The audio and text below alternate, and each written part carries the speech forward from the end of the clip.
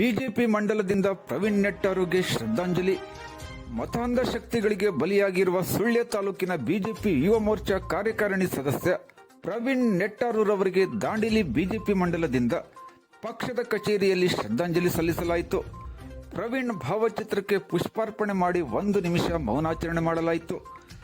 ಭಾಜಪ ಮಂಡಲದ ಅಧ್ಯಕ್ಷ ಚಂದ್ರಕಾಂತ್ ಕ್ಷೀರಸಾಗರ್, ಪ್ರಧಾನ ಕಾರ್ಯದರ್ಶಿ ಗುರುಮಠಪತಿ, ಉಪಾಧ್ಯಕ್ಷ ರವಿ ಗಾಂವ್ಕರ್, ಹಿರಿಯ ಕಾರ್ಯಕರ್ತೆ ಶಾರದಾ ಪರಶುರಾಮ್ ಅವರು ಮಾತನಾಡಿ, ಶಾಂತಿ ಸೌಹಾರ್ದತೆಗೆ ಹೆಸರಾಗಿರುವ ಭಾರತ ದೇಶದಲ್ಲಿ ವಿಕೃತ ಮನಸ್ಸಿನ ಕೆಲವರು ಶಾಂತಿ ಕದಡುವ ಕೆಲಸ ಮಾಡುತ್ತಿದ್ದಾರೆ.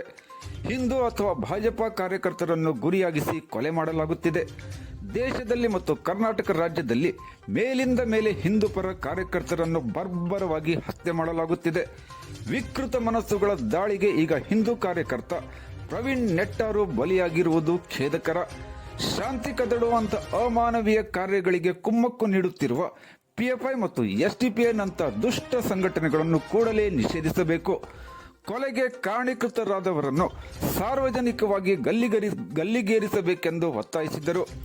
ಈ ಸಂದರ್ಭದಲ್ಲಿ ಪಕ್ಷದ ಪ್ರಮುಖರಾದ ಬಸವರಾಜ್ ಕಾಲ್ಶೆಟ್ಟಿ, ಎಂಎಸ್ ನಾಯ್ಕ್, ಸಂತೋಷ್ ಸೋಮನಾಚೆ, ಗೀತಾ ಶಿಕಾರಿಪುರ್, ವಿಜಯ್ ಕೋಲೇಕರ್, ರವಿ ವಟ್ಲೇಕರ್, ಚಂದ್ರಕಾಂತ್ ಮೂಳೆ, ಏಕನಾಥ್ ವಟ್ಲೇಕರ್, ಎಸ್ಎನ್ ಪಾಟೀಲ್ ಉಪಸ್ಥಿತರಿದ್ದರು.